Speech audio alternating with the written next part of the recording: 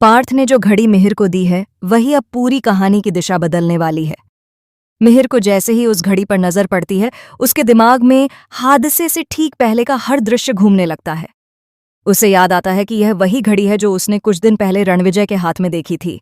अब शक यकीन में बदलने लगा है। जी हाँ दोस्तों, क्योंकि सास भी कभी बहू थी में आने वाला ट्रैक पूरी तरह से खेल पलट देने वाला है। अब तक जो हादसा एक दुर्घटना लग रहा था, वह दरअसल एक खतरनाक साजिश निकलने वाला है। और इस साजिश का निशाना कोई और नहीं बल्कि तुलसी थी। मिहिर अब चुप बैठने वालों में से नहीं है। वह सीधे जाकर सीसीटीवी फुटेज निकलवाता है। पहले तो फुटेज में सब कुछ सामान्य नजर आता है, लेकिन जैसे ही वह कैमरे का एंगल बदलवाता है, एक परछाई दिखाई देती है। एक शख्स मास्क पहने, हाथों में दस्ताने डाले, अलमारी को ढीला करते हुए नजर आता है। वह जानबूझकर उस अलमारी को इस तरह सेट करता है कि हल्का सा धक्का लगे और वह गिर पड़े। मिहिर की सांसें थम जाती हैं। तभी स्क्रीन पर वह शख्स अपनी कलाई उठाता है और वही घड़ी चमकती हुई नजर आती है। अब सब कुछ साफ हो चुका है, लेकिन असली झटका अब भी बाकी है। जैसे ही मिहिर रणविजय का सामना करने की तैयारी करता है, उसे पता चलता है कि रणविजय अकेला नहीं है। सुभाष तो सिर्फ एक मोहरा था। असली खेल कहीं और से खेला जा रहा था, और यह नाम सुनकर मिहिर के पैरों तले जमीन खिसक जाती है। दरअसल इस पूरे प्लान के पीछे घर का ही एक ऐसा शख्स शामिल है जिस पर किसी को शक तक नहीं था। वही व्यक्ति जो सामने से हमेशा तुलसी का साथ देता दिखता था, लेकिन अंदर ही अंदर उसकी बढ़ती इज्जत और फैसलों से जल रहा था। उधर तुलसी को भी अब एहसास होने लगा है कि यह हमला सिर्फ एक हादसा नहीं था। उसे याद आता है कि कुछ दिन पहले उसे लगातार अनजान कॉल्स आ रहे थे। किसी ने उसे चेतावनी दी थी कि वह परिवार के कुछ राज खोलना बंद कर दे, लेकिन तुलसी ने उस बात को नज़रअंदाज कर दिया था। अब जब मिहिर उसे पूरी सच्चाई बताता है, तुलसी की आंखों में सिर्फ दर्द नहीं बल्कि गुस्सा भी नजर आता है। वह ठान लेती है कि इस बार सच सबके सामने आएगा, चाहे रिश्ते क्यों न टूट जाएं। इसी बीच एक और चौंकाने वाला मोड़ आता है।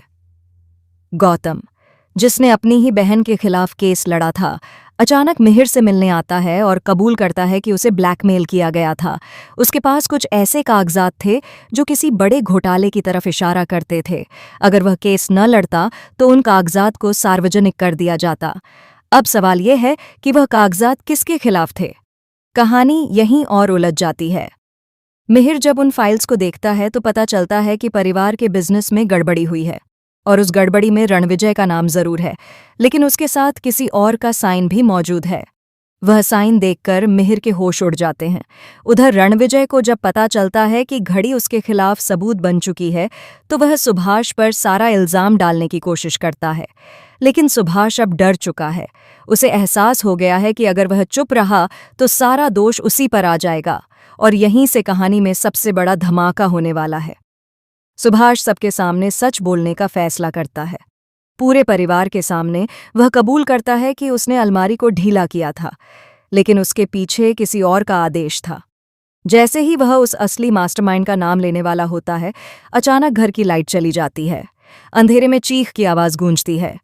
जब लाइट वापस आती है तो सुभाष जमीन पर गिरा हुआ होता है, और उसके हाथ में एक पेन ड्राइव कसकर पकड़ी हुई होती है। अब यह पेन ड्राइव क्या राज खोलने वाली है? क्या इसमें पूरा वीडियो सबूत मौजूद है? क्या असली गुनहगार परिवार के अंदर ही छिपा है? आने वाले एपिसोड्स में रिश्तों की नींव हिलने वाली है। भरोसा टूटेगा, राज खुलेंगे, और एक ऐसा सच सामने आएगा जो पूरे परिवार को दो हिस्सों में बांट देगा।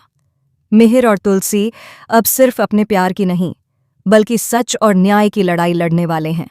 रणविजय और उसका साथ देने वाले लोग बचने की लाख कोशिश करेंगे, लेकिन इस बार सबूत इतने मजबूत हैं कि सच्चाई दब नहीं पाएगी। कहानी अब सिर्फ एक हादसे की नहीं रही, यह बन चुकी है विश्वासघात, साजिश और बदले की जंग। और सबसे बड़ा सवाल, क्या तुलसी को मारने की कोशिश की वजह सिर्फ पुरानी दुश्मनी थी, या फिर वह किसी ऐसे राज के बेहद करीब पहुंच चुकी थी जिसे छुपाने के लिए किसी ने उसकी जान लेने की कोशिश की? आने वाला ट्रैक हर एपिसोड के साथ नया धमाका करने वाला है, जहां हर चेहरा शक के घेरे में होगा और हर रिश्ता कसौटी पर।